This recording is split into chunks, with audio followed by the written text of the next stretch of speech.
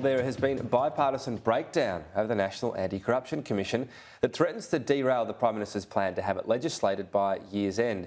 Our political editor Andrew Clennell joins me at the desk with the latest on this. Andrew, Labor facing several amendments from the Greens and the Coalition. Break this down for us. What's happening? Just 5 days to go before Parliament rises for the year, and no certainty at all that the National Anti-Corruption Commission will be established this year. In fact, the government is prepared to campaign over the summer against both the Liberals and the Greens if it doesn't get what it wants in relation to this legislation. A real sticking point with the Coalition here. The Coalition wants 3/4 of Parliament to approve whoever is appointed the Commissioner of the new National Anti-Corruption Commission.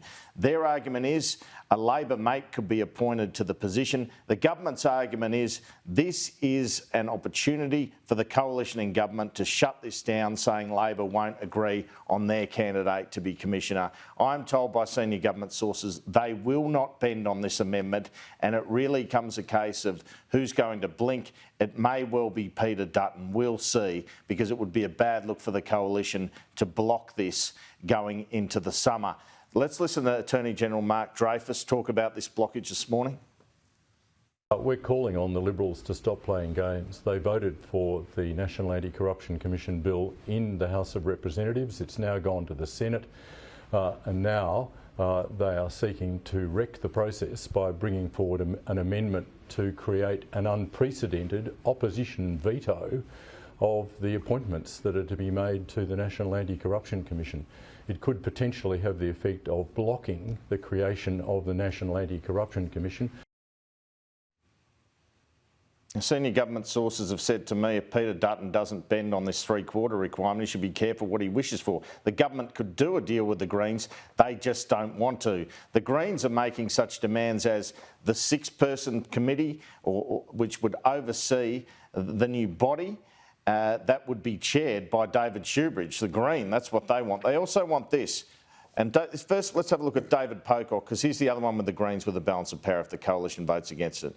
Any conduct of a public official that involves the allocation of public funds or other resources to targeted electors for partisan political purposes would come under the purview of the Commission. In other words, you could be found corrupt over pork barrelling. That's what David Pocock wants. That's what he's moving this afternoon. And this from the Greens' David Shoebridge. Corrupt conduct may include conduct that constitutes pork barrelling or even political donations for the purpose of influencing a decision or policy made by a public official.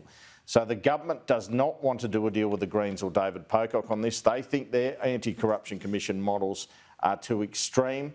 It has always been their preference to do a deal with the Coalition, but they simply will not bend, senior government sources say, on this amendment that Peter Dutton is pushing, that 3/4 of Parliament must approve the appointment of each Commissioner of the NAC, Tom.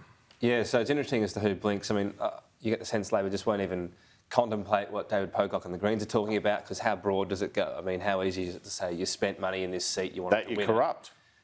Which seems a stretch. Yeah. So who blinks between the Coalition and Labor, do you think, first? My money is on Peter Dutton, but it really is one to watch because, as I say, there's no assurance this will get through this week. It really comes down to whether Peter Dutton backs down. Otherwise, the government is happy to revisit this again in February and basically bash the Coalition over the head with it for the next 3 months, Tom. All right, Andrew, thank you.